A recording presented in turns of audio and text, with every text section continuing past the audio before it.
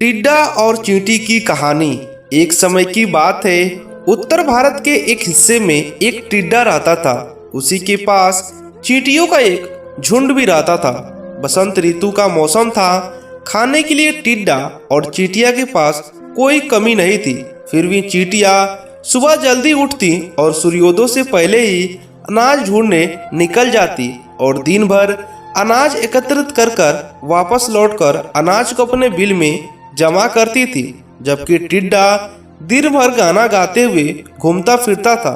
टिड्डा चींटियों को देखकर और सोचता था कि मैं इतनी मौज मस्ती से जिंदगी जी रहा हूँ और ये चींटियाँ दिन रात इतनी कड़ी मेहनत कर खाना इकट्ठा करने में लगी हुई हैं। टिड्डे को अक्सर चींटिया पर हंसी आती थी।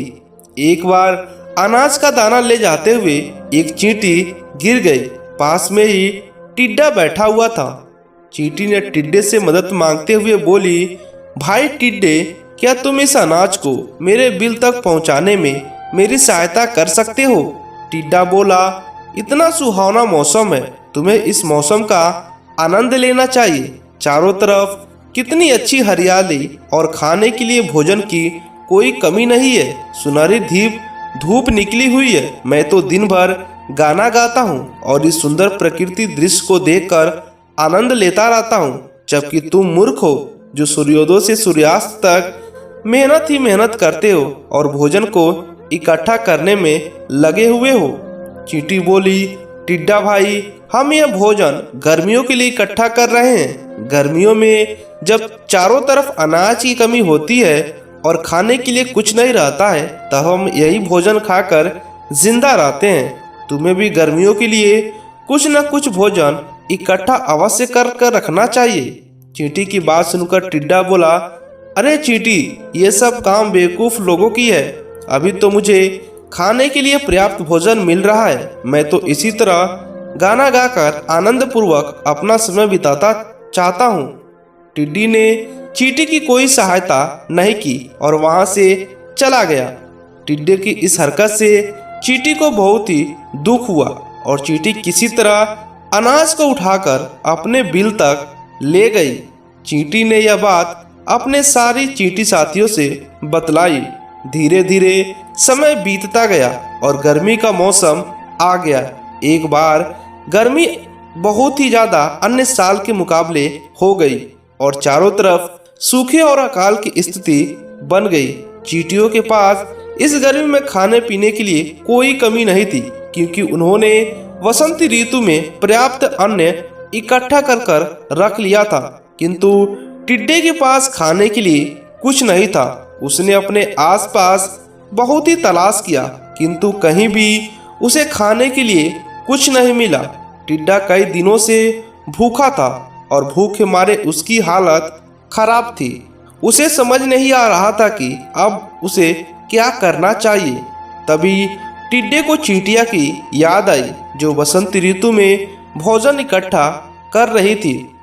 टिड्डा संकोच करते हुए चींटियों के घर पहुंचा और बाहर से ही आवाज लगाता है, चींटी बहन, चींटी बहन।